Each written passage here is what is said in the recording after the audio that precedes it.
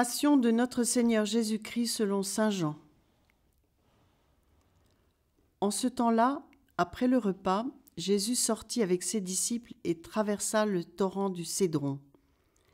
Il y avait là un jardin dans lequel il entra avec ses disciples. Judas, qui le livrait, connaissait l'endroit, lui aussi, car Jésus et ses disciples s'y étaient souvent réunis. Judas, avec un détachement de soldats, ainsi que des gardes envoyés par les grands prêtres et les pharisiens, arrive à cet endroit.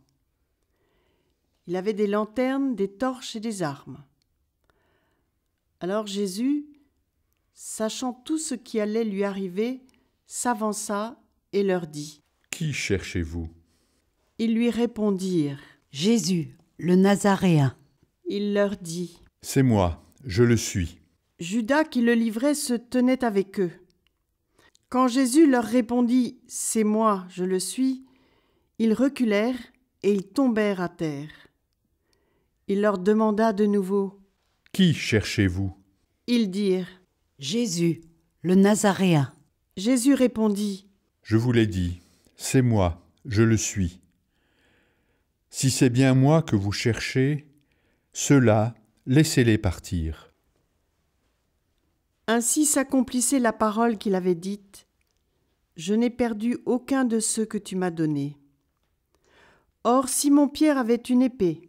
Il la tira, frappa le serviteur du grand prêtre et lui coupa l'oreille droite. Le nom de ce serviteur était Malchus.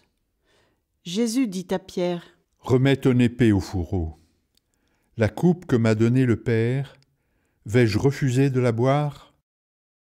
Alors la troupe, le commandant et les gardes juifs se saisirent de Jésus et le ligotèrent. Ils l'emmenèrent d'abord chez Anne, beau-père de Caïphe, qui était grand prêtre cette année-là. Caïphe était celui qui avait donné aux Juifs ce conseil : « Il vaut mieux qu'un seul homme meure pour le peuple. » Or Simon-Pierre ainsi qu'un autre disciple suivaient Jésus.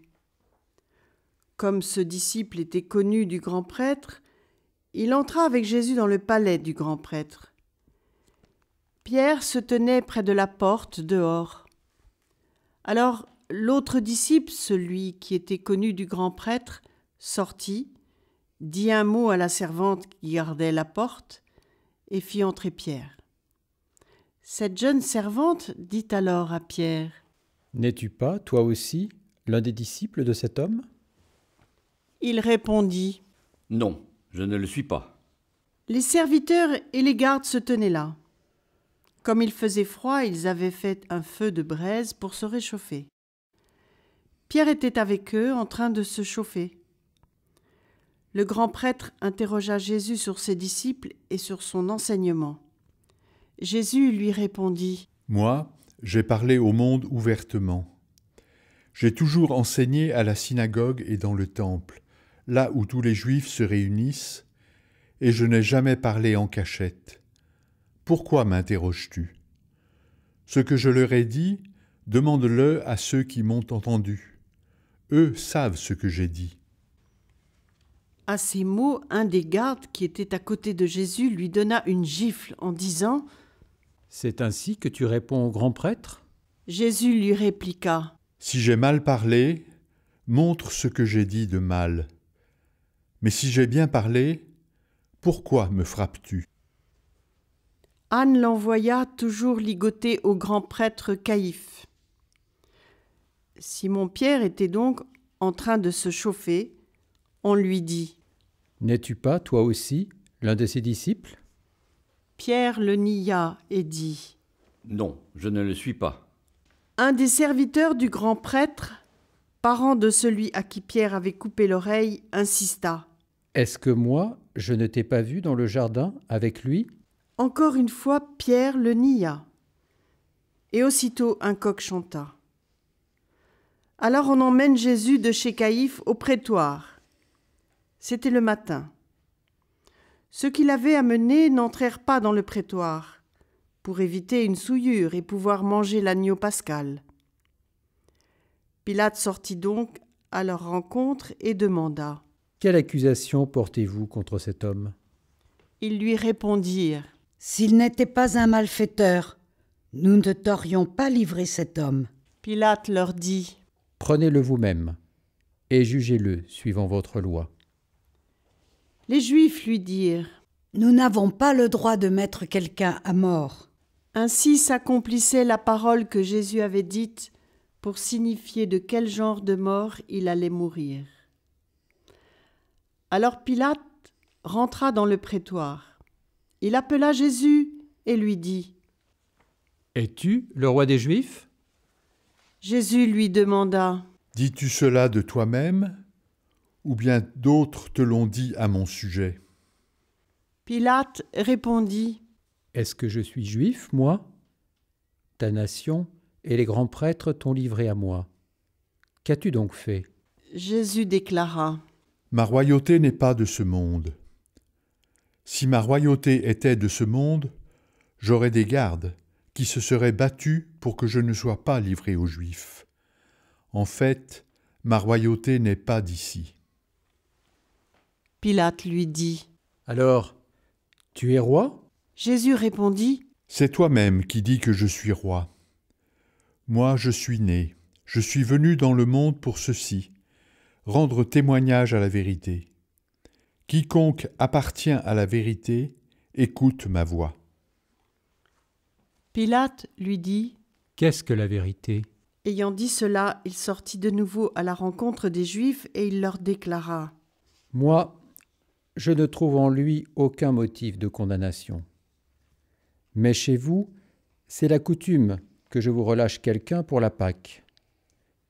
Voulez-vous donc que je vous relâche le roi des Juifs ? Alors ils répliquèrent en criant. Pas lui, mais Barabbas. Or ce Barabbas était un bandit. Alors Pilate fit saisir Jésus pour qu'il soit flagellé.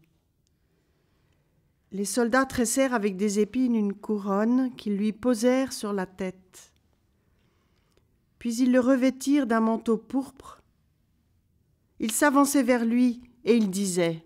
Salut à toi, roi des Juifs. Et ils le giflaient. Pilate de nouveau sortit dehors et leur dit. Voyez, je vous l'amène dehors, pour que vous sachiez que je ne trouve en lui aucun motif de condamnation.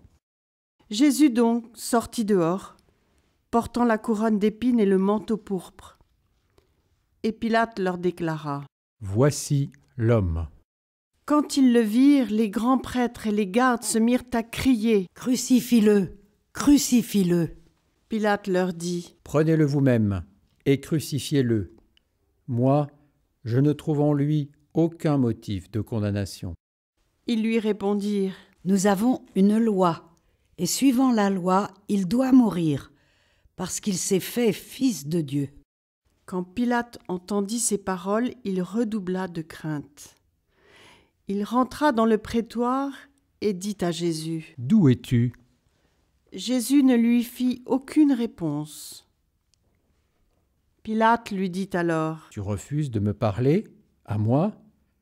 Ne sais-tu pas que j'ai pouvoir de te relâcher et pouvoir de te crucifier ? Jésus répondit. Tu n'aurais aucun pouvoir sur moi si tu ne l'avais reçu d'en haut. C'est pourquoi celui qui m'a livré à toi porte un péché plus grand. Dès lors, Pilate cherchait à le relâcher. Mais des Juifs se mirent à crier. Si tu le relâches, tu n'es pas un ami de l'empereur. Quiconque se fait roi s'oppose à l'empereur. En entendant ces paroles, Pilate amena Jésus au dehors. Il le fit asseoir sur une estrade au lieu dit le dallage, en hébreu Gabata. C'était le jour de la préparation de la Pâque, vers la 6e heure, environ midi. Pilate dit aux Juifs. Voici votre roi. Alors ils crièrent. À mort, crucifie-le. Pilate leur dit. Vais-je crucifier votre roi ? Les grands prêtres répondirent. Nous n'avons pas d'autre roi que l'empereur. Alors il leur livra Jésus pour qu'il soit crucifié. Ils se saisirent de Jésus. Et lui-même, portant sa croix, sortit en direction du lieu dit le crâne, ou calvaire, qui se dit en hébreu Golgotha. C'est là qu'ils le crucifièrent, et 2 autres avec lui, un de chaque côté, et Jésus au milieu. Pilate avait rédigé un écriteau qu'il fit placer sur la croix. Il était écrit « Jésus le Nazaréen, roi des Juifs ». Beaucoup de Juifs lurent cet écriteau parce que l'endroit où l'on avait crucifié Jésus était proche de la ville et que c'était écrit en hébreu, en latin et en grec. Alors les grands prêtres des Juifs dirent à Pilate « N'écris pas roi des Juifs, mais cet homme a dit « Je suis le roi des Juifs ». Pilate répondit « Ce que j'ai écrit, je l'ai écrit. » Quand les soldats eurent crucifié Jésus, ils prirent ses habits.